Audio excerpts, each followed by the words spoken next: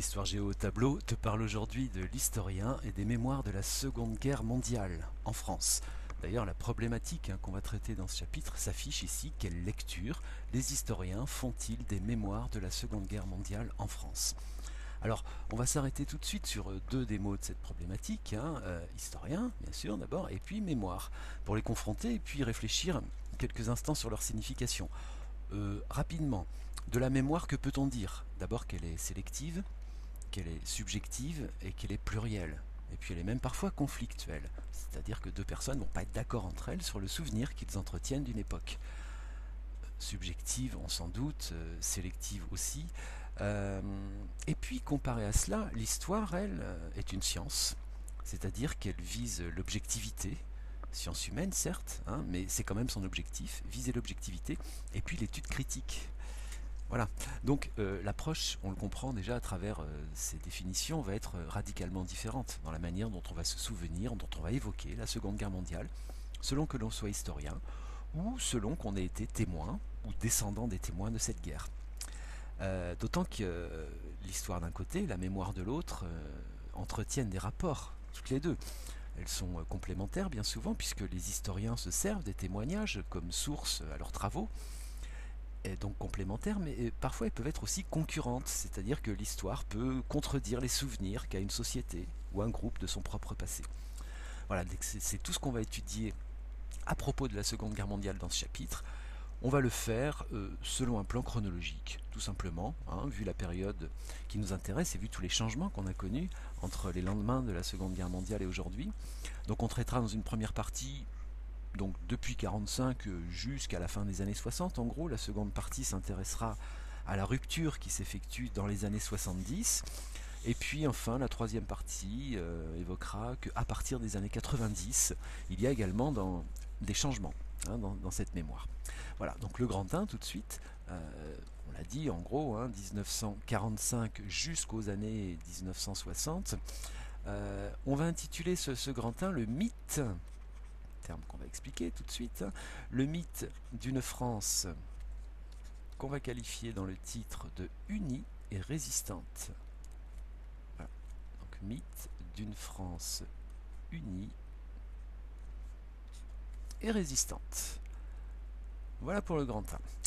Donc en 1945, au fur et à mesure de la libération, les Français qui sont soupçonnés d'avoir collaboré avec l'occupant allemand voient se déclencher contre eux une épuration. Vous connaissez le mot, il faudra le retenir, une épuration pour les punir de cette collaboration.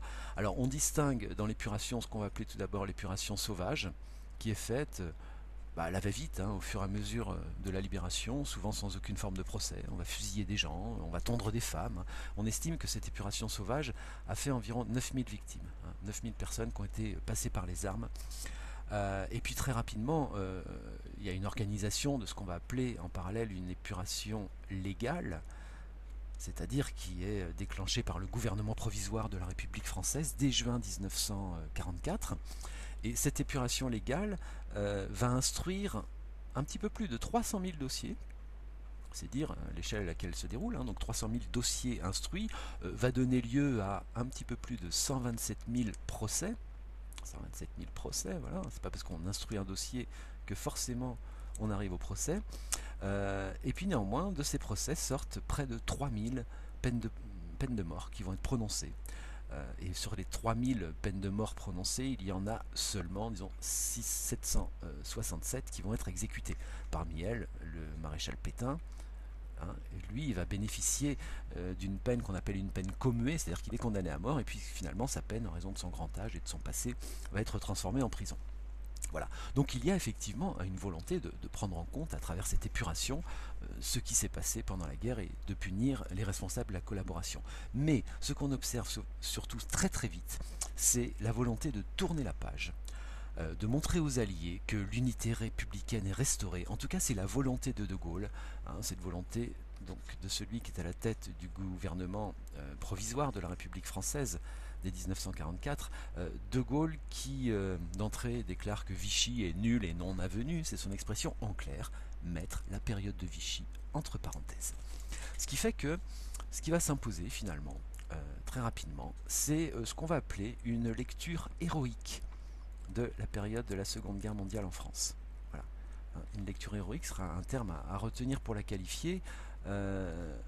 Exemple de cette lecture héroïque, ce film, La bataille du rail, d'un cinéaste français qui s'appelle René Clément. Ce film va sortir dès 1946, un an après la fin de la guerre, et c'est un florilège d'anecdotes les plus glorieuses de la résistance des cheminots. Et c'est un film qui veut montrer donc la France résistante, le sens du courage, de la solidarité, du sacrifice des Français. Et ce qui est à noter, c'est qu'on n'y voit aucune allusion à la collaboration. Voilà. Tous les Français sont résistants au vu de ce film. Et c'est donc le reflet de l'état d'esprit qui domine dans l'après-guerre. D'ailleurs, ce film reçoit le premier prix du Festival de Cannes en 1946, et puis c'est un gros succès populaire. Voilà, donc les gaullistes partagent d'ailleurs avec les communistes cette vision héroïque, mais rapidement, les débuts de la guerre froide en 1947 vont conduire le Parti communiste français à se démarquer de la mémoire gaulliste. Et c'est là où il va s'afficher comme étant le parti aux 75 000 fusillés. Vous voyez ici, 75 000 communistes ont été massacrés par les Boches ou assassinés par les traîtres de Vichy, etc. Donc tout ça c'est repris sur une affiche électorale de 1945 qui invite les électeurs à choisir le Parti communiste. Et bon, c'est évidemment considérablement exagéré. Les historiens estiment que c'est entre 30 et 40 000 exécutions qui ont été faites par l'occupant allemand en France, et au total, et pas forcément seulement des communistes, même si les communistes étaient très présents dans la résistance française. Voilà, donc vous voyez déjà on voit qu'entre gaullistes et communistes, eh bien il y a des différences qui sont à noter rapidement, et puis que par ailleurs, il y a également une mémoire qu'on peut qualifier de mémoire maréchaliste, en référence au maréchal Pétain, donc une mémoire maréchaliste qui va se structurer au début des années 1950. C'est une mémoire qui s'appuie sur la thèse d'un historien, précisément, c'est notre sujet, qui s'appelle Robert Harron. Et cet historien va sortir un livre en 1954 qui s'appelle Histoire de Vichy. Et dans ce livre, il va défendre une thèse qu'on retient généralement comme la thèse du glaive et du bouclier. Voilà, il faudra retenir ce nom. Donc thèse du glaive et du bouclier qui laisse entendre en clair que le glaive c'était le général de Gaulle depuis Londres et que le bouclier c'était le maréchal Pétain en France. Autrement dit que ces deux grandes figures de la guerre œuvraient pour la même cause, pour la défense des intérêts français, chacun à leur manière. Voilà. Donc cette thèse-là va nourrir tout un courant qui se développe en particulier dans la droite française pour entretenir cette mémoire du maréchal Pétain. En clair, ce qu'on retiendra de ça, des gaullistes, de la droite, des communistes, c'est qu'il y a une politisation de la mémoire. C'est un terme aussi que vous pouvez noter. Politisation de la mémoire, chaque camp l'instrumentalise à son avantage, bien sûr. Et que donc cette politisation finalement va être interrompue, ou du moins va se clarifier avec le retour du général de Gaulle au pouvoir en 1958, après sa traversée du désert. Ce retour marque finalement la domination pour toute la décennie qui vient de la mémoire gaulliste. On l'a dit, cette mémoire gaulliste, c'est l'exaltation d'une France qui a été unie dans le combat contre le nazisme, à tel point que ça va donner naissance à ce qu'un historien plus tard appellera le mythe résistentialiste. On reprend ici donc l'intitulé du titre, donc mythe résistentialiste. Voilà, c'est un i ici bien sûr. Voilà, qui est mythe, c'est-à-dire que c'est une légende, cette légende qu'on entretient que l'ensemble de la France a été unie autour du général de Gaulle. Et cette mémoire nationale autour de ce mythe est mise en scène. Un des exemples les plus frappants, les plus connus de cette mise en scène, c'est le transfert des cendres de Jean Moulin au Panthéon. Voici une image de cette cérémonie que la République a voulu grandiose le 19 décembre 1964, donc devant le Panthéon, c'est ce lieu qui à Paris accueille la mémoire des grands hommes. On reconnaît sur cette image ici le général de Gaulle, donc président de la République, à sa droite ici son Premier ministre, Georges Pompidou, et puis ici à sa gauche, le ministre des Affaires culturelles, André Malraux, c'est André Malraux qui va prononcer un discours restera célèbre, lors de cette entrée des cendres de Jean Moulin au Panthéon, un discours dans lequel il va exalter l'unité de la France combattante, et on peut dire de ce discours qu'il est l'exact reflet de ce mythe résistentialiste. Bien, alors voyons maintenant que à partir des années 1970, c'est donc l'objet du grand 2, eh bien cette mémoire va évoluer. C'est d'ailleurs le titre, donc année 1970, les évolutions de la mémoire.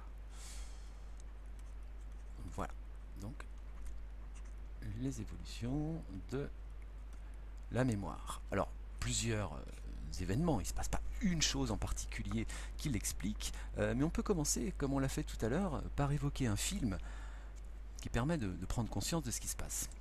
Ce film, le voici, Le chagrin et la pitié, un film d'un autre cinéaste français qui s'appelle Marcel Ophuls, voilà, qui sort en 1971. Vous voyez l'affiche, on vous parle de la chronique d'une ville française sous l'occupation, donc en Auvergne, et c'est un film qui va démythifier l'image de cette France résistante qu'on évoquait dans la première partie, parce qu'elle met en scène à de nombreuses reprises des personnes qui ont collaboré avec l'occupant allemand et qui le revendiquent devant la caméra. Donc ça va évidemment provoquer une gêne considérable, à tel point que la télévision, qui avait pourtant financé ce film documentaire, va refuser de le diffuser pendant 12 ans. De la même manière, on peut citer un autre film également qui sort quelques années plus tard, en 1974, et qui lui aussi fait référence au thème de la collaboration, Lucien Lacombe. Lacombe, Lucien, pour être plus précis, un film de Louis Malle, donc qui sort en 1974. Je ne sais pas si vous arrivez à le lire sur l'affiche, je le reprends là. Et ce film, oui, montre aussi des Français, de bons Français, qui, d'une manière ou d'une autre, collaborent avec l'ennemi. Donc c'est un film qui fait scandale à sa sortie, mais qui va aussi contribuer à modifier une vision simpliste de la France occupée, avec uniquement des résistants. Donc ce sont des approches, vous voyez, qui sont plus iconoclastes de la résistance et de la Seconde Guerre mondiale. Et pourquoi il y a ce changement ? Eh bien, il y a ce changement parce que, parallèlement à cela, il y a des recherches d'historiens qui vont modifier la manière dont on se souvient de la guerre. Et parmi toutes ces recherches du début des années 70, il y a un livre absolument incontournable qui s'appelle tout simplement La France de Vichy. Donc celui-là, il faudra le connaître, qui est écrit par un historien américain, monsieur Robert Paxton, donc auteur incontournable. Le livre sort en 1973, donc oui, tout à fait concomitant des films qu'on vient d'évoquer précédemment. Et eh bien ce livre va être, on pourrait l'appeler un véritable pavé dans la mare, parce qu'en rétablissant des faits historiques sur la base d'archives, en particulier d'archives allemandes, il va complètement discréditer la thèse du glaive et du bouclier, et il va prouver que les Français n'ont pas été si nombreux que cela à résister. Donc véritablement, ce livre fait date et va permettre d'avoir une vision différente de ce qu'a été la France occupée pendant la Seconde Guerre mondiale. Et puis, ces années 70, c'est également une autre idée importante, le temps de l'affirmation de ce qu'on va appeler une mémoire juive. Voilà, donc affirmation de cette mémoire juive, puisque lors de la libération, passé le choc de la découverte des camps et des images horribles qui l'accompagnent, finalement on fait peu de cas en France du génocide des Juifs. Les rares survivants qui vont rentrer des camps de concentration sont vite confondus avec les prisonniers de guerre, les déportés du STO, bref tout ça c'est des gens qui étaient en Allemagne. Et puis on ne prête pas une oreille très attentive à la situation très particulière de ces déportés juifs. Et finalement il faut attendre longtemps avant que cette mémoire juive ne remonte à la surface. Il y a un événement qu'on peut citer qui contribue, c'est le procès d'un nazi, d'un fonctionnaire allemand qui s'appelle Eichmann, qui était un responsable logistique de la déportation des Juifs vers les camps de concentration, qui va être jugé, attention, il n'est pas jugé en France, son procès a lieu à Tel Aviv, donc en Israël, en 1961, donc de manière un petit peu antérieure à la période qui nous intéresse, mais on peut dire que ce procès va impulser le développement d'une mémoire propre à la déportation des Juifs, en particulier par l'action de ce qu'on appelle des groupes mémoriels, donc des associations, des regroupements qui défendent les intérêts d'une catégorie de personnes, et en particulier dans la communauté juive, il y a de nombreuses associations qui vont être très actives pour recenser des témoignages, pour retrouver également des responsables de ce génocide. Et puis pour cette mémoire juive, il faut absolument également citer un film qui fait date, un film choc, hein, qui sort en 1985. Ce film qui s'intitule tout simplement Shoah, ce terme hébreu qui signifie catastrophe et qui va s'imposer à partir des années 80 pour désigner cette extermination des Juifs d'Europe.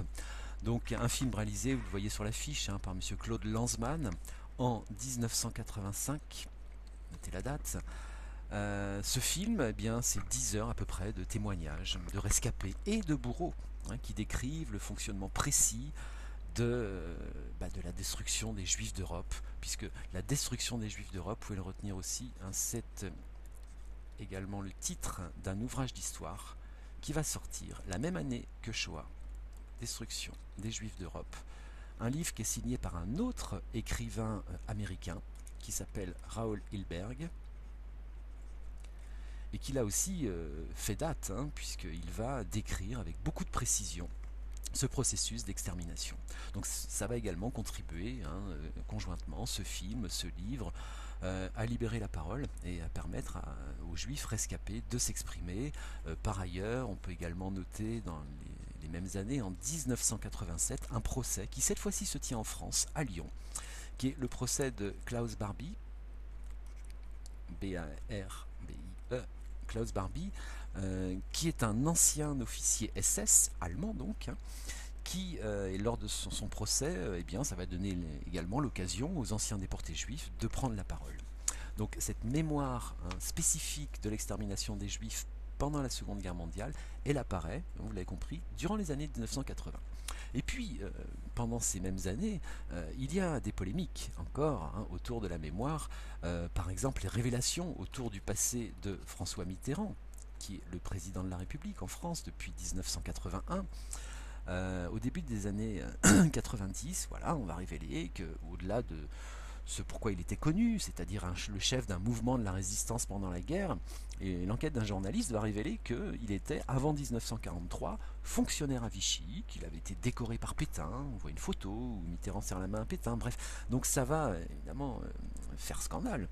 Et puis au-delà de cette histoire personnelle, il faut bien noter que le pouvoir politique en France n'a jamais reconnu officiellement la responsabilité de l'État français dans la déportation. À l'image par exemple d'un monsieur qui s'appelle Maurice Papon, on en reparlera tout à l'heure, mais Maurice Papon, qui était fonctionnaire à la préfecture de Gironde pendant la Seconde Guerre mondiale, qui est soupçonné d'avoir donc collaboré, hein, participé à toute l'organisation logistique et à l'arrestation de juifs, à leur déportation de juifs bordelais.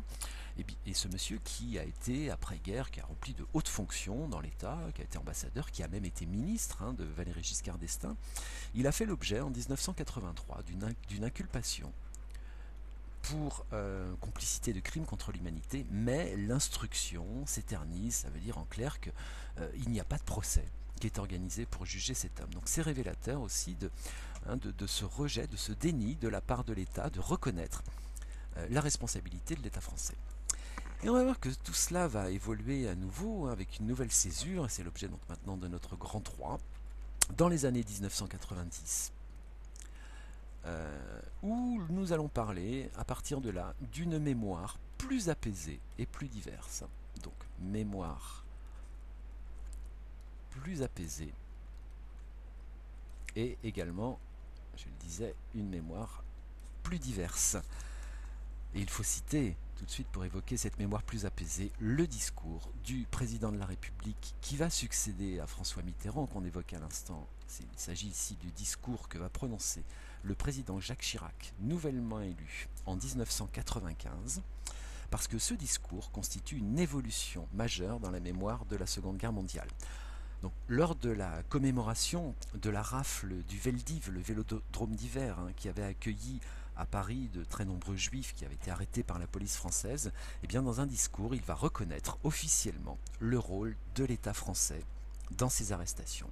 C'est-à-dire qu'à travers ce discours, il va renoncer à la distinction entre d'un côté la République et de l'autre le régime de Vichy qui avait été initié par le général de Gaulle.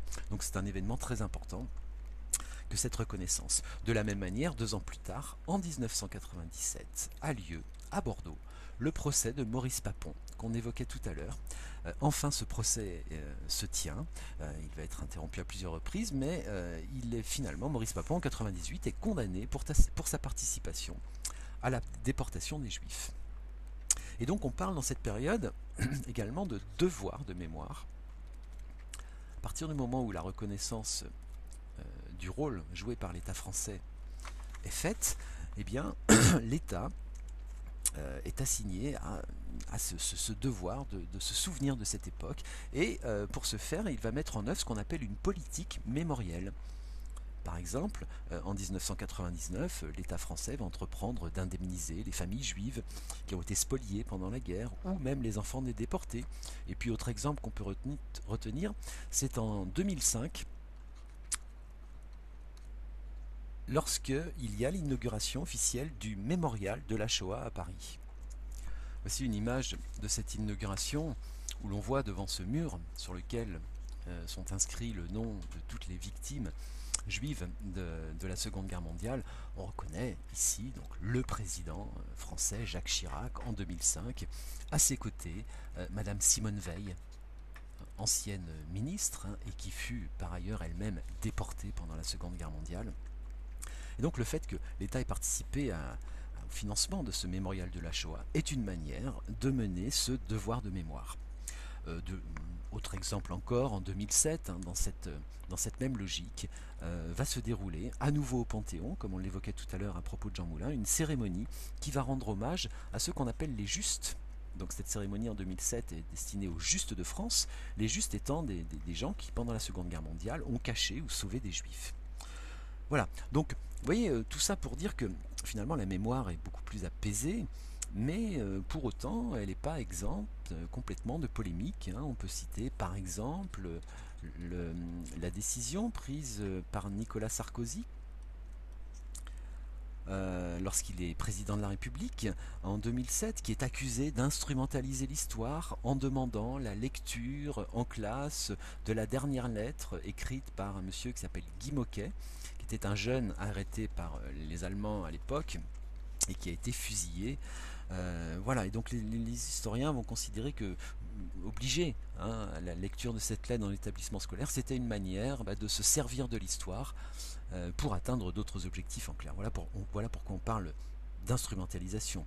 Et puis, on peut citer aussi certains groupes qui sont encore relégués de la mémoire nationale, par exemple les Tziganes, qui ont été également victimes d'un génocide pendant la Seconde Guerre mondiale et qui n'ont toujours pas en France de journée de commémoration ou d'hommage officiel.